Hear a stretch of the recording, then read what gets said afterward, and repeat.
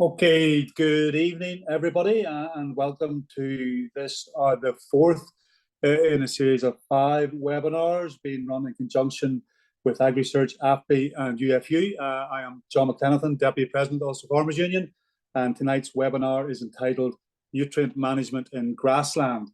A little bit of housekeeping rules, just so we're all aware of them before we get going. So to let you know that this evening's event is being recorded and will be available for rewatching or for at some other time. Any questions you have can be put through the Q&A button, which you'll find on the screen. It'll either be, depending on just which device you're on, at the top of the screen or in the bottom of the screen. You should see a Q&A button. So if you have questions, you can put those questions through from the start of the proceedings as soon as we get started. Don't wait till the end. As soon as you have a question, just put it through on that, and then we'll come to those questions at the end of the presentations. There will be a survey at the end, and I invite you all to fill that in. The more feedback we get about these events, the better we can run them going forward in the future. And our expectation is this evening that we should be finished around 9 o'clock. And the only final thing I have to say is to make you all aware that the final in this series of webinars will be next Tuesday evening, which will be farm case studies of carbon benchmarking, and that very much covers and sort of summarizes the 4 previous webinars that a number of you may well have been participating in all 4 of them so far. So that's all I have to say for now. I look forward to coming back to do the Q&A later on in the evening, and I will now introduce Professor Elizabeth McGowan, who's going to take us through a little bit more of what's going to happen this evening. So over to you, Elizabeth. Thank you very much, John. And if you could just confirm for me if you can see a screen there, full screen, that'd be useful. Yeah, no problem. Thank you very much, Jason. So good evening, folks, and thank you again for letting us into your living rooms or kitchens or even dairy parlours or wherever you may be this evening. I'm just going to try and set the scene for you, and I do apologise to anybody who has been on the past 3. Like a broken record on this setting the scene agenda, but for any of you who haven't been on since, I'm just hoping that first slide maybe has come up okay for you, but basically back in the day, 50, 60, 70 years ago, we had our grandfathers of the day. Their main goal was to produce food, and indeed they've done that very well. And that was largely probably in a fairly extensive system where there was probably more biodiversity than there is today, and indeed soil health was probably better.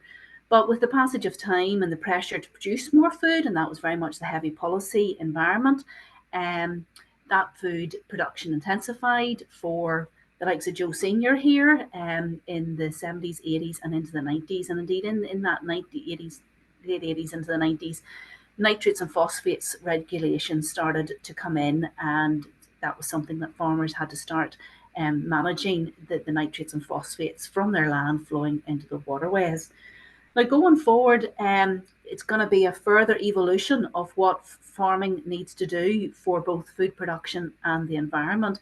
So here's young Josie, and she'll be taking over the farm at some stage. And just like Ian's young folk there that we'll maybe meet later on, going forward, farming is going to have to continue to produce healthy, safe food for our population. But in doing so, we will have to restore a lot of that biodiversity, restore our soil health, minimise the nitrates and phosphates that could potentially end up in waterways, and the gaseous emissions now, very much so ammonia emissions, as well as those greenhouse gases of methane and nitrous oxide. So this series of webinars is very much here to help the farming industry in Northern Ireland take action now to both maximise food production, but doing it in such a way that we're minimising the environmental impact of our practices. So there's lots of scientists working away very hard in labs and field studies to come up with new innovations. But there are lots of things that farmers can do right now. And I had the pleasure of working with colleagues from across the UK in the past year or so to produce a booklet funded by CL on various interventions on how farmers can reduce emissions. So if you're interested in that, the booklet's available through the CL website. But over this series of 5 webinars, what we've tried to hone in on is as many tools in the toolbox as we can give to you to reduce nitrogen, phosphorus, greenhouse gases, restore biodiversity, as well as soil health. So In the first webinar, we were looking at increasing production efficiency and especially focusing in on 24-month calving and 24-month slaughtering of animals. Then David Patterson took us through resilient grassland management. We had a talk from Anna and Amy and Omar looking at some dairy nutrition interventions. Tonight, Suzanne Higgins is going to be talking to us about nutrient management in grassland to, as I say, protect the environment. And then next week, as John was saying, at the wrap-up session on carbon benchmarking. So I'm going to hand over to Suzanne now to take us through this, the fourth webinar on nutrient management. Thank you.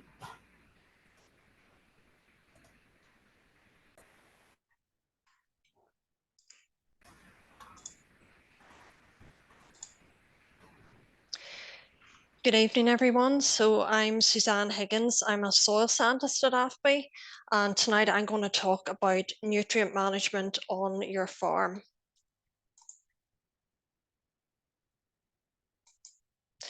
Okay, so I'm going to be talking about nutrient management at farm and field scale. So some of the things I'm going to cover this evening are the importance of testing your soil. So we need to test our soil for the main plant nutrients, which are nitrogen, phosphorus, potassium, and sulfur. We also need to know the pH of our soil. We need to know the crop requirements, and we need to know how to minimize losses. So the nutrients we apply, it's really important that these are used for plant growth and we minimize any losses to the environment. I'm going to be talking about some different methods of application and the importance of the timing of application of nutrients. So correct nutrient management is really important because it can improve your overall soil health. Okay, so the first thing is to sample your soil. Okay, if we don't sample our soil and we don't know the nutrients, then it's very hard to manage the nutrients in our soil.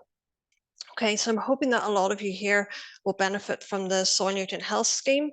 You may be in Zone 1 and have already had your soils tested, or you may be in Zone 2, 3, and 4 and be getting your soils tested over the next 3 years. So within the Soil Nutrient Health Scheme, every field on your farm will be soil tested, and you'll get a map such as this showing the results of your soil analysis. So you will get a map of your soil pH of every field on your farm and lime recommendations. You'll get a map of phosphorus, potassium, magnesium, and sulfur. And this will tell you the nutrient status of each of your fields. So on your maps, you'll see a zigzag shape across each field, and this is the track that the samplers took to sample your field. Then each field will be color coded. So if a field is color-coded red, it means it's above optimum in that nutrient, and we would be recommending you don't apply any more nutrient, for example, phosphorus or potash to that field. If it's green, it's optimum. And if it's an orange color, that means it's below optimum. So there may be some fields on your farm which are deficient in nutrient or low in nutrient, and we'd recommend that you need to build up the nutrient in the soil in that field.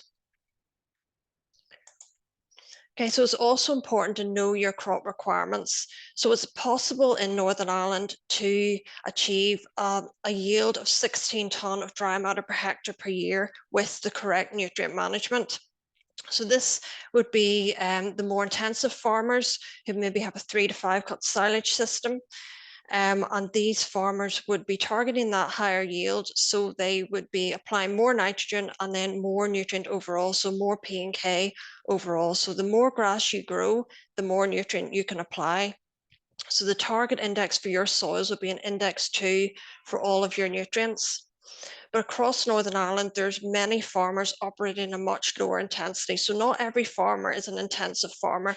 Across Northern Ireland, there's a lot of more extensive farmers, and they would only be maybe cutting once, twice a year, and their target yield would be around about 7 tonne of dry matter per hectare per year. So not every farmer needs to aim for those high yields. So it depends what type of farm you're operating, how much grass you need. And so the more extensive farmers can actually get all the nutrients they require very often from slurry alone. So a lot of those more extensive farmers don't need to be putting on a lot of additional bought in fertilizers. So it's really important to know the system you're operating, your target yields, and the amount of nutrients you need to apply. So I'm just going to focus on soil pH for a second. So soil pH is really, really important for the health of your soil. So soil is a living ecosystem. So in 1 teaspoon of soil, there are actually more organisms than there are people on Earth. So this is a staggering fact. Soil is teeming with life, and we need to look after that, the soil, the health of the soil, and all the organisms in it. And one of the ways we can do this is get the pH of our soil right. So a lot of the processes in soil operate at a certain soil pH. And for grassland soils, we are aiming for a pH of 6 to 6.5. So if you have your pH right, this is when your nutrient utilization is optimum. So the nitrogen you apply is more likely to be used and taken up by the grass if your pH is correct, around 6 to 6.5. If your pH drops under pH 6, so between 5.5 and 6, your nutrient utilization, particularly your nitrogen utilization, can drop to 85%, and you could be wasting around 20% of that nitrogen you apply because it's not used effectively within the soil and be taken up by the grass. So it's really important. One of the easiest, simplest things you can do is manage your soil pH. And we would recommend that you apply lime little and often rather than leaving, for example, 10 years between applications. It's better to maybe apply lime every 5 years and just top it up rather than leaving it a very long time between applications. So I'm now going to focus on nitrogen. So nitrogen is your main plant nutrient. So you really need the nitrogen to grow your grass. But the problem with nitrogen is really easily lost from the soil. Okay, so you can potentially lose 30 to 50% of the nitrogen you apply. It's really soluble in water, so it can either be leached through the soil. If you get a lot of rainfall, nitrogen kind of get washed through the soil. It goes into the groundwater, it can go into the rivers, or it can go up into the atmosphere. So if nitrogen can go up into the air as nitrous oxide, which is a greenhouse gas, or it can go up as ammonia. And the most nitrogen can be lost in the couple of 3 to 5 days after you apply it. So this graph here is showing a typical farm where fertilizer is applied 3 times a year. So the first application here with the red circle, this was in early April. So it's nice dry conditions. There was very little loss of nitrogen. The grass took it up. And so you can bear in mind this is a good time of year to apply nitrogen. So the April time, the soil temperature rises quite quickly, warms up, the grass starts to grow really quick. So if you're thinking of applying slurry and fertilizer, so the April times are really good.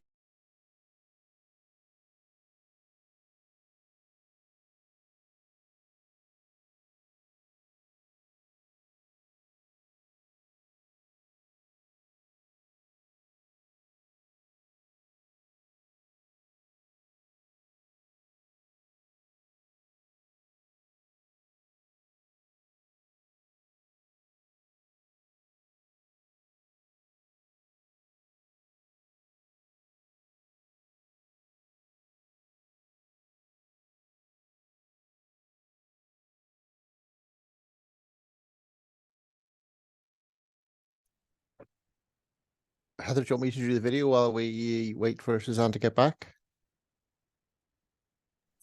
Yes, Jason, if you could, that would be great. Thank you. Okay, folks, so just while Suzanne's obviously having some connection issues there, we're just, let's see, is that her coming back? Suzanne, Suzanne, you back now? Apologies, No I think problem. I dropped out there. No I'll worries, just I'll try go and back to share you. my screen again.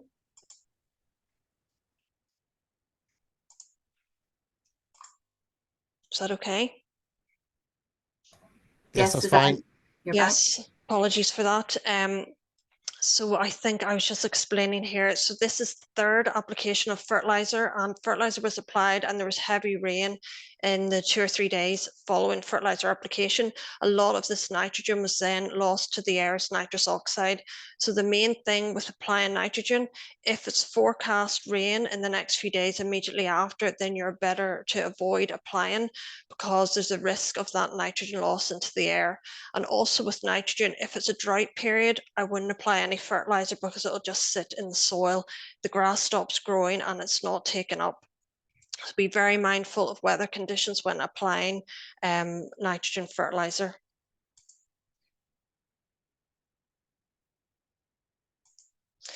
Okay, so a lot of people would ask the difference between different nitrogen sources. So there's a lot of nitrogen fertilizers out there. There's CAN urea, protected urea, and now there's liquid nitrogen fertilizer.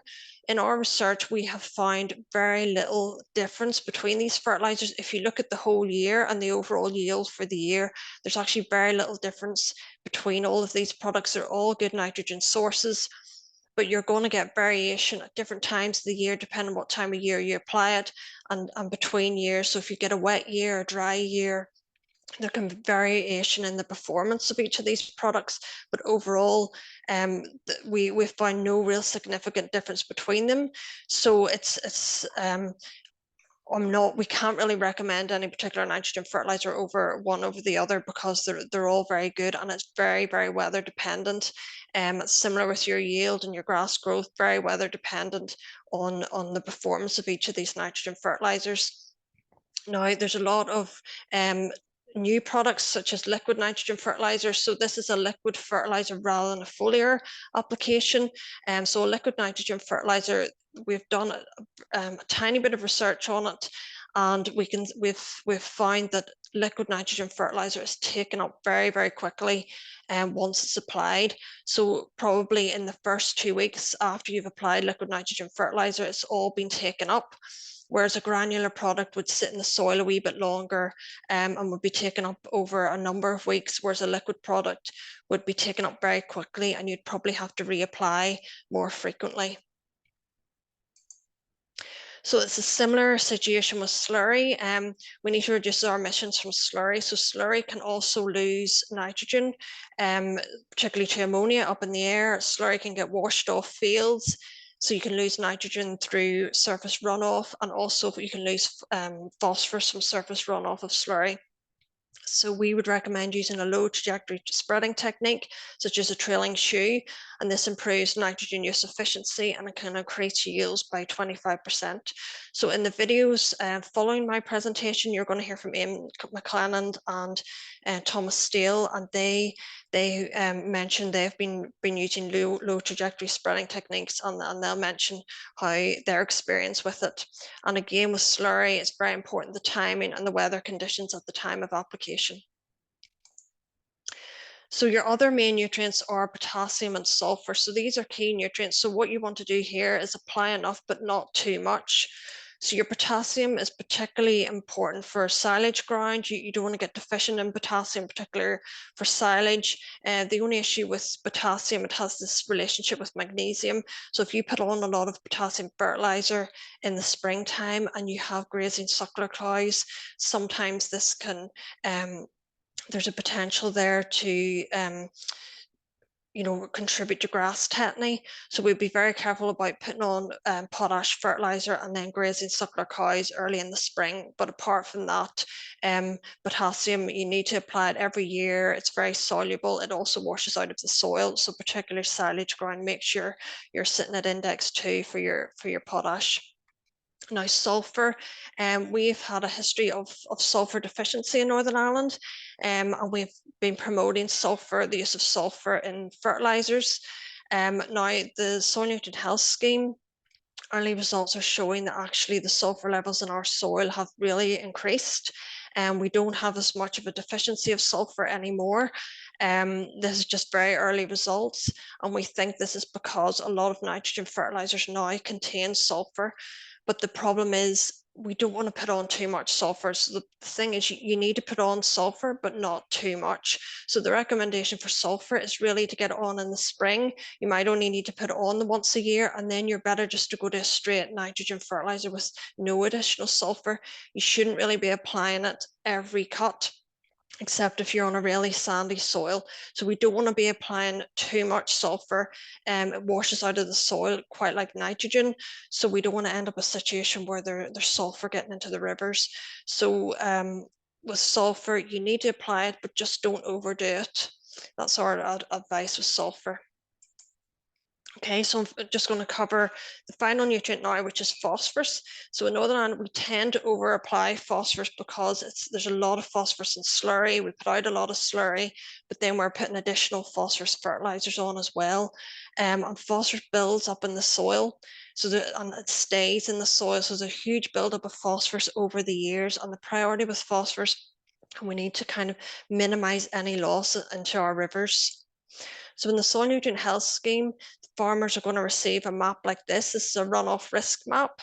And this is showing where there's risk of runoff on your farm. So whenever you apply slurry, if you get rain, sometimes the rain can run across a field and carry slurry with it. So slurry can run over a field, it's getting into our rivers, and it's affecting the water quality. So with the soil nutrient health scheme, we're supplying each farmer with one of these runoff risk maps, and this shows where your risk of runoff is highest. And this would just indicate where just to be careful plant slurry. It's okay if it's dry weather, dry fields, but if it's particularly wet and there's a lot of rainfall, this is where your risk of runoff is highest. So this is just an indicator to the farmer where the risk of runoff is high on their farm, and just to be careful with their slurry applications.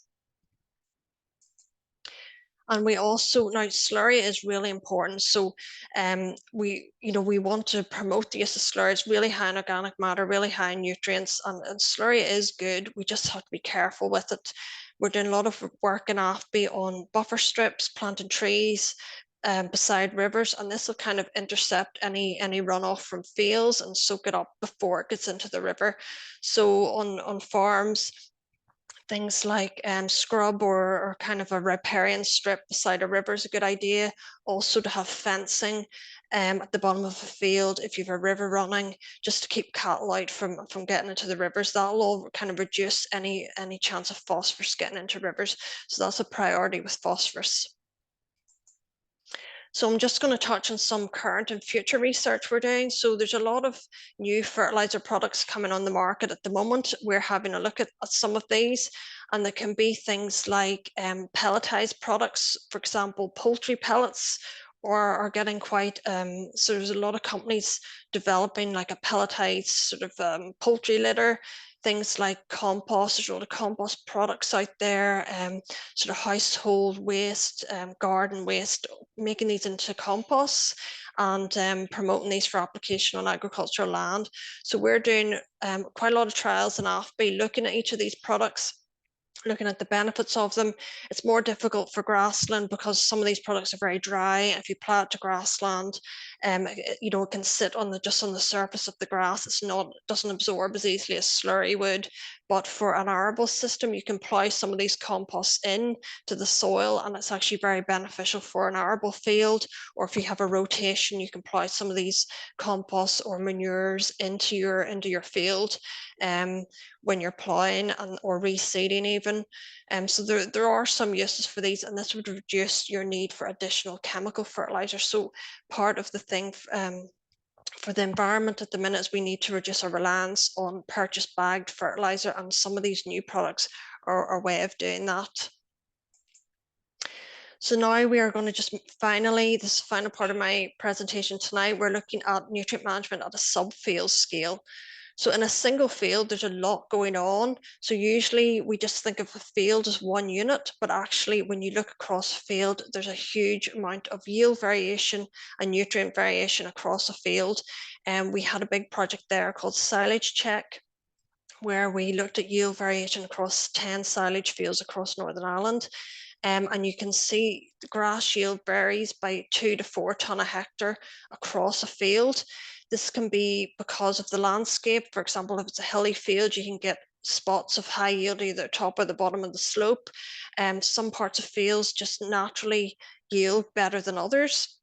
but there is huge variation in yield across the field, and we're trying to see, can we manage this a bit better? Can we improve the lower yielding areas, or do we make the most of the better yielding areas of a field?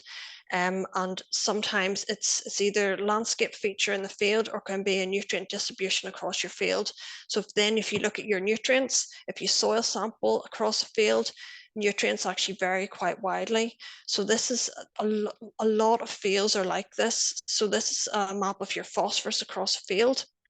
And this field is actually going from an index 4 to an index of 0 all in the one field. So half of that field is saturated in phosphorus and the other half is deficient. And this is very, very common for nutrients. But we don't normally measure it because we wouldn't be measuring at this intensity. But if you map a field, this is very often what you get. And now it's maybe because of the way nutrients are applied. For example, slurry, part of a field may just naturally get more nutrients if it's easier to get into a part of a field, so that there could be greater slurry applications than another part if it's at the bottom of a slope or whatever way the field is.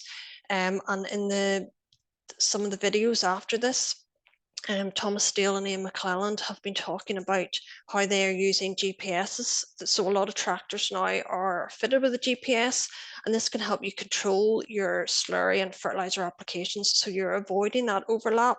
So if you avoid that overlap, you're spreading your nutrients more evenly across the field, and you can prevent some of those hot spots occurring, which can lead to nutrient loss. And it can, and hopefully it'll help balance your yields out, so you're getting a more even yield across your field, and not pockets of high yielding and low yielding across your field. But this is all really new technology.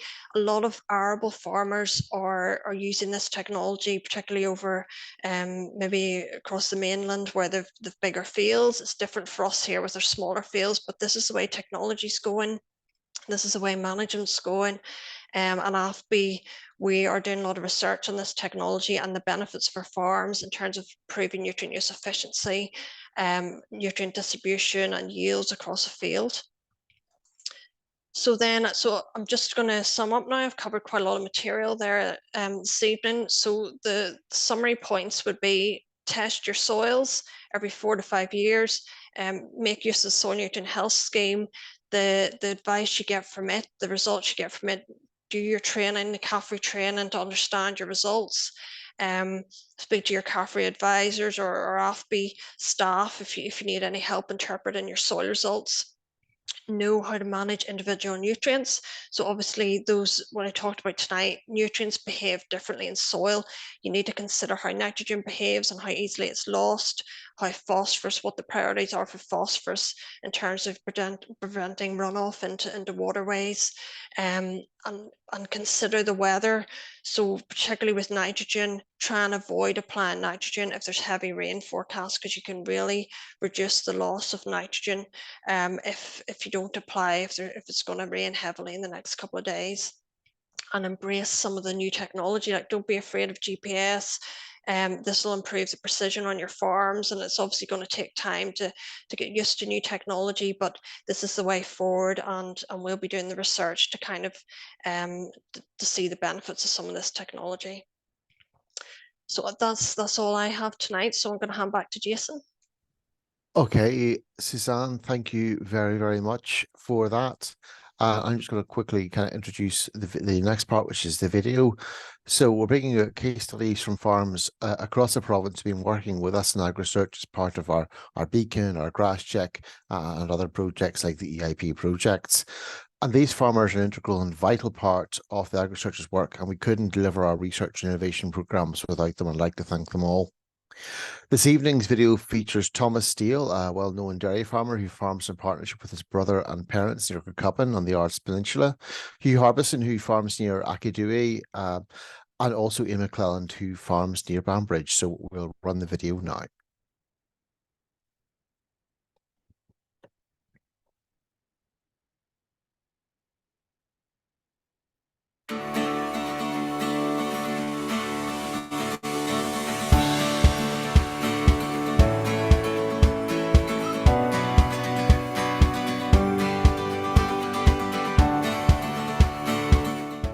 I'm Thomas Steele. I farm here in Kirkcudbright, County Down. in partnership with my parents and my brother. We're currently milking just shy of 600 cows on farm, with all young stock kept for replacements. We operate a high input, high output system, and cows are housed 365 days a year. Yeah, on the farm, recently, due to legislation, we have started spreading slurry with dribble bar. Again, we've found that probably regrowth will be a lot quicker, and especially with our multi-cut system, we need to get the slurry out quickly, get fertiliser applied to allow that to grow again, and for cutting the next time. We've also, I suppose, maybe been targeting our slurry a lot better. With the closed period, slurry's been kept on farm here during the winter. We can then use that slurry to grow good crops of maize, and also for our silage as well. We'll be able to reduce the amount of bought-in fertiliser that we're actually using. All maize is grown on farm purely through cow slurry and farmyard manure. There's no actual bagged fertiliser applied to that. And I'll say for the grassland, with soil analysis, etc., we're targeting where our slurry goes and what is required for each field. We fertiliser spread on farm using a variable rate fertiliser spreader with GPS. It's early days with this technology. We have it actually linked to the tractor for yield mapping, which is in turn can be synced with the forage harvester from the contractor, and it's something I suppose in the future, and it's early days technology yet, but I think we'll be able to use this technology to increase productivity and also be more efficient in our fertiliser usage on farm. The setup for that GPS is plug and play, and I suppose it's a matter of sitting down just someday in the office and getting the two things to match up, that we can sort of find our good areas and those areas that are growing a lot more grass yield-wise than areas that don't, and analysing it to see where the problems are and how they can be addressed. Hi, my name's Hugh Harbison and I'm farming here in Nakadoo, which is between Nakadoo and Coleraine. We're milking 180 odd calving cows, calving them all in 12 weeks, producing 8,000 litres off about 2 tonnes a meal, supplying Dale Farm with our milk. We started applying slurry and very dilute slurry and dirty water to our grazing platform to try and reduce our use of artificial nitrogen. We found this year particularly it has allowed us to reduce our fertiliser usage by up to 15% on our grazing platform this year, so it's been a real good job, and I think our soils and our grass quality is very good too because of that, and I've been reasonably happy with it.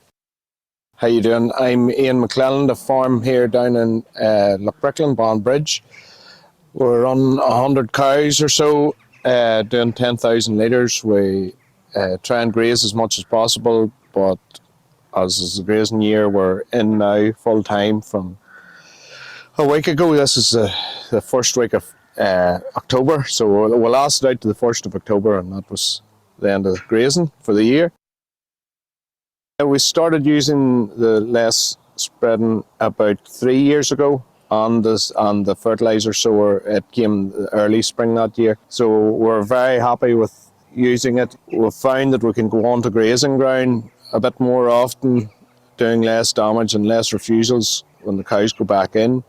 So that's been a big benefit with the spreading, the fertiliser spreader. It came early that spring and it has been very successful. It's very, very accurate. Spreads to the GPS as well. So with the size of the fields, it's not really viable to go for variable rate spreading on individual fields. Just there's not the size and not the detail yet. But as with everything, I would say that'll come. You can spread very accurately with the spreader. You're not wasting any fertiliser whatsoever, which especially last year was a very good when prices were £1,000 a tonne, so you didn't want to be losing too much.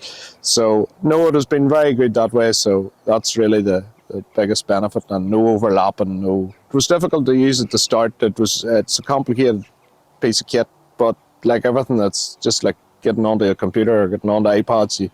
You soon learn. You and I find it very easy now, and it's very. It keeps all the records for you as well, which is a great thing. At the end of the year, you can tot up exactly what you spread on each field, and so that's another great benefit with it.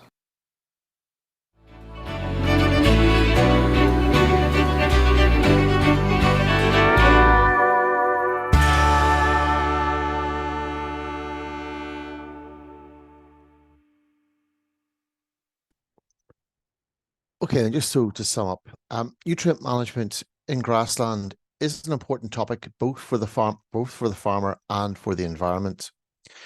The price of manufactured fertilizers and compound fertilizers in particular has increased considerably in recent years. This makes it all the more important that farmers optimize the use of their organic fertilizers, slurry and farmyard manure.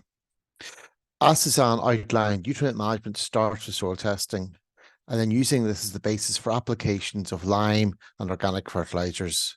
A pH of 6 or above is critical to ensure that you get the full economic value out of your fertilizers, lest the application will further enhance the uptake of nutrients. The silage check project undertaken by AFBI highlighted substantial variations in yield across the field, with many of the silage harvesters being driven by contractors now having yield mapping capabilities. Perhaps it is time that grassland farmers started to follow their arable colleagues and consider the use of precision fertilizer application. As reported in the video, both Thomas and Ian have seen benefits of using advanced fertilizer application technology on their farms. At the end of the day, what this all comes down to is ensuring that we maximize the uptake of nutrients by our swards and minimize losses to the environment either through water or air. That's a win for the farmer, and it's also a win for the environment. And I'll hand back now to John to do the Q&A. Okay, Jason, thank you very much, and thank everybody so far. Yeah, we will. Unfortunately, Hugh and Thomas aren't able to join us this evening, so we can't direct any questions directly to them. But if they have anything you think particularly relevant, I'm sure we can get that question through to them, and they'll get back to you. So I'm just going to go through the Q&A. I'm going to relay the questions. They may be appropriate for one or all of our panelists, but we'll take them just in the order in which I'm reading them off my screen here, and we'll address the first one. The first one I'm guessing is to Suzanne. It's saying, is there a guide for the nutrients as a part per million target? Example, figured how much sulfur to apply from soil test results. So yeah, I suppose you talked Suzanne there about no index 2 and what's an optimum indexing. Is there something particular in terms of that parts per million to give a more accurate idea of what to apply? Yeah, so usually the recommendations would be a kilogram per hectare, but you can convert that, and then in your soil nutrient health scheme results, you will get recommendations, and it's better than, yeah, you can do a conversion yourself to how much you should apply. So the target for sulfur would be around 30 kilograms per hectare per year. And if you apply a certain amount of nitrogen, if it's a nitrogen sulfur fertilizer, a lot of that sulfur will be covered in that first application. So that's why we recommend sulfur. Really, you can get all you need on that first application with your nitrogen rate. That you don't need to be applying additional for the rest of the year. But usually the recommendations would be in a kilogram per hectare, but you'd have to convert that yourself if you want to know the exact amount. Or it's very difficult to buy a sulfur fertilizer on its own. It's usually with the nitrogen. So I would go with your nitrogen rate and work out how much sulfur you're adding. It is difficult. It's just, if you just get in the ballpark, you should be okay. Okay, I maybe actually ask yourself, Ian, from a farmer's perspective in terms of that application. Have you you're in zone 1, Ian? Where have you done? Your soil testing done? Is that right? We have the soil testing done, yeah. So I have, because I've been in other schemes previous to this and other bits and pieces, we have soil tested quite a bit here over the last number of years, and have the soils up, and I've spread a lot of lime, and have the soils up now all over 6. So, and up to 6.5 or 6.7, but I think it's the highest. So we have done that already, you know, so and I've seen good results from it. For the sulfur end, Okay. we usually use. Sorry, John. No, you're grand, and you're grand. No, I was going to say, we'll we probably will come back later. Maybe, you know, the fact you have actually been through that, I think might be very interesting for people. Though I haven't had. I'm 5 in my own farm, so we're still waiting, and we'll maybe actually. You know, I don't know whether Elizabeth want to come in and comment too. I mean, some of those results have come through, and there was a mention of, I think it was, yeah, sulfur was higher than maybe I expected to be. So, well, maybe we'll tease that out. Maybe we'll go through the Q&A, you know, through the rest of the evening. I have another question here. Relates to a product you was mentioned specifically, Suzanne, by yourself, and was saying that surely pelletizing manures has a high energy requirement. Obviously, the energy, the heating, and the electricity required to press them, and all that sort of stuff. I mean, is there an energy balance issue in all of that, Suzanne? Do you think? Oh yeah, there definitely is, but it's early days in the process for these products as well. The pelletizing is quite a new thing. We're even talking about pelletizing digestate, pelletizing slurry, and the reason we're looking down this path is so that the potential to move slurry and move digestate across Northern Ireland between farms, potentially if there's surplus nutrient on one farm, it'd be easier to move a pelletized product than it would a liquid product. So this is a reason. It's all research still, it's early days. There is an energy cost to it. Pellets are particularly valuable for like an arable farmer where they don't have slurry on their own farm, but you could bring a pelletized product in, it'd be easier to plow in. So there is an energy cost to it, but we'll have to look at this because there's some farms which have just too much slurry, and it's just a way of dealing with that surplus. And at the moment, that's the way the research is going. There's a lot of research looking into what do we do with excess slurry, and pelletizing is an option. We don't know in the future what way, you know, if it will end up we go down that route, but this is what the research is looking at the minute, the potential of pelletizing nutrients and then moving them about.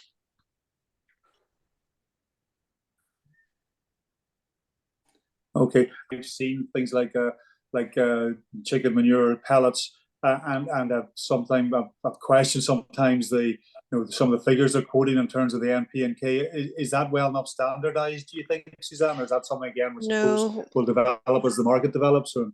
Well, there'd be huge variability, like in slurry or any manure, there's very huge variability between batches. But if it came to it that these products were being sold and you had to declare what was in it, so if it had to be, if a company was going to set up and sell poultry pellets, they would have to standardize their process so that every batch would have a similar nitrogen content or similar phosphorus content, so whoever's buying that knows what's in it. So it would standardize it to pelletize it, and if they were going to sell it on, then they would have to know what was in it, and the farmer would know what was in it. But yes, batches of slurry and manures are very variable. It depends on the source they come from, the feed that animal was feeding on, and the nutrient content is very variable. Even for a farmer now putting out slurry, every batch of slurry they put out has a different nutrient content. It's hard to know what's in it, the exact amounts.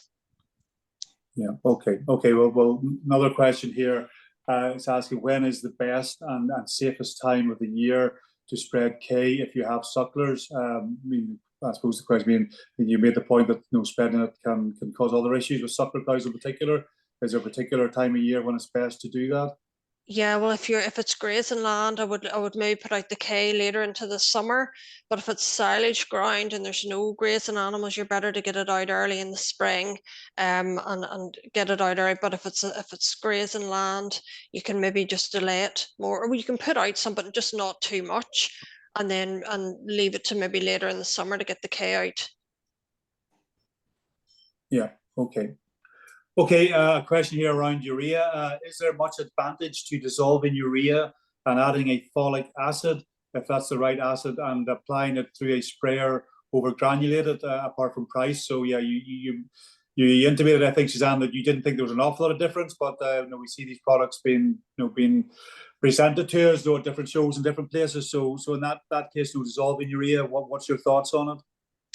It's more the speed of the uptake. So if you dissolve it, we know that it's likely to be taken up very quickly. So if you're looking at boosting growth in the spring, say you have cold, so sometimes in the springtime, if it's a cold spring and the soil's cold and it takes a wee while to warm up, and you want to just boost your growth, sometimes get the nutrients in there quickly in the spring, it can kind of boost early growth.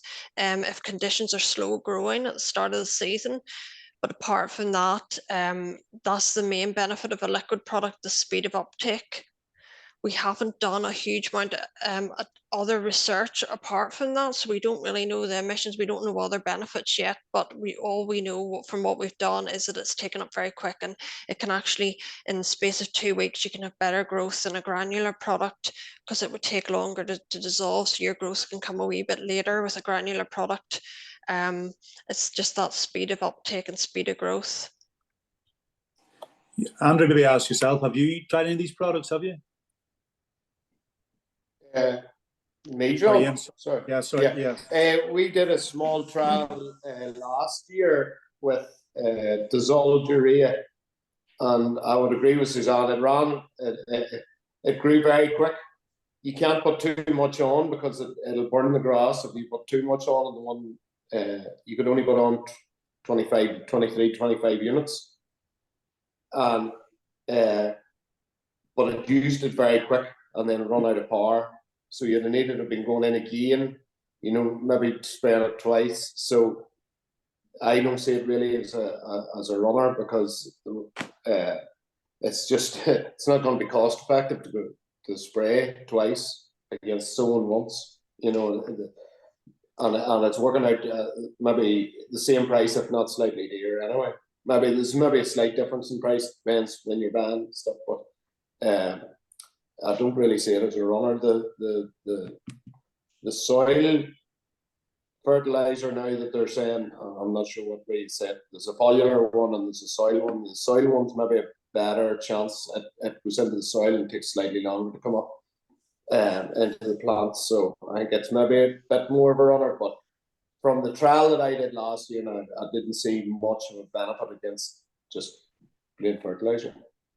Yeah, you would need to nearly go out every couple of weeks with a liquid, and then we found that if you left it after that, after 2 weeks, the growth slows down.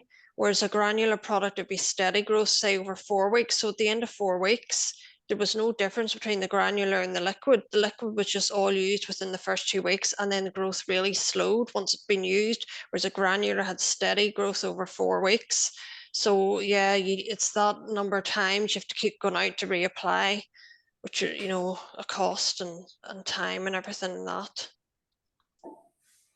Yeah, Suzanne, maybe when we're on the subject of urea, I mean, you mentioned about protected urea, and certainly in terms of ammonia emissions, protected urea is something we've been told that we'll have to look to use more of. I mean, have you any evidence to suggest that by using protected urea, we will see a benefit in terms of either ammonia emissions? I'm assuming if there's ammonia being lost to the environment, it's not being made available for the plant in the form of nitrogen for growth. I mean, what are your thoughts on that? Yeah, we've done quite a lot of work on protected urea.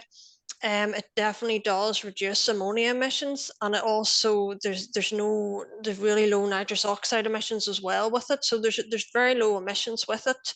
But really, if you look over the year, we haven't in AFBI, we haven't found any huge significant differences in yield between protected urea and CAN. But now other places like Chagas in the south, they have found significantly higher yield at times with protected urea over normal urea.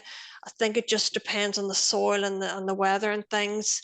But yeah, sometimes you would get a great benefit from it, and sometimes there's not anything significant enough to maybe justify the cost, but it definitely does reduce emissions. Yeah. So have you found that, Ian? Have you worked with protected urea? I've heard this as well. It very much depends on the weather conditions as to what benefit you get from it. We had fully intended to go all protected urea last year. It ended up we couldn't get any protected urea with the prices. So we bought all our, like some people, like a lot of people who bought a lot of fertilizer last winter, and the protected urea just wasn't available at that stage. So all this year's fertilizer was bought then. So this coming year, we're gonna go with protected urea for as much of the crop as possible to see, and we'll try it out against. We'll have a few feeds of our ordinary fertilizer, composition. So, and we'll try and see what our yields are like. Try to protect this. So. I should actually say Elizabeth and Jason are on the webinar as well, on the panel. So I mean, if Elizabeth, Jason, if you want to pitch in with any comments, any of this, like just give me a wave or whatever, or just shout out. You're happy enough, yeah. No, absolutely. No, it's the point that Suzanne made in her presentation, and Ian, you've just called it out. The weather has so much of a play whenever it comes to the emissions as well. I think whenever Suzanne and I were chatting through the presentation, the weather conditions and consideration for those is as important nearly as the product itself, albeit protected urea will help safeguard the emissions for sure. Okay. The next question here deals with separated slurry, and I suppose it's asking that question of is lower dry matter separated slurry with the solids removed, lower dry matter slurry, will it result in lower ammonia emissions? I suppose I'm looking at Jason, Suzanne, or Elizabeth perhaps to comment first of all. So lowering ammonia emissions from slurry really comes from the pH of it more so than its dry matter. Dry matter will help, but the pH adjustment is the key to trying to lower emissions of ammonia from the slurry agenda, and keeping it locked in under covered stores, etc. But Suzanne, have you anything else you'd want to add? No, I agree with you there. It is.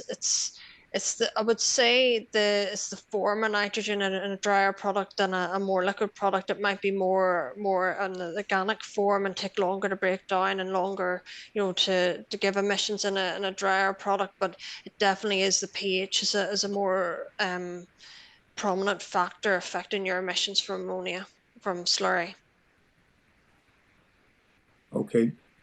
Okay, another question here, going back to sort of where we started on the questions around the soil nutrient scheme, and it's asking about when that training is going to become available. And we'll maybe take that out a little bit more. We have a few minutes left, and maybe just talk a little bit. I'd like to be very interested in your experiences, Ian, from having done it, and maybe find out if you've got some feedback on that yet, and what you think that feedback has been like. So I'll maybe start with yourself, Ian, on this one, in terms of that.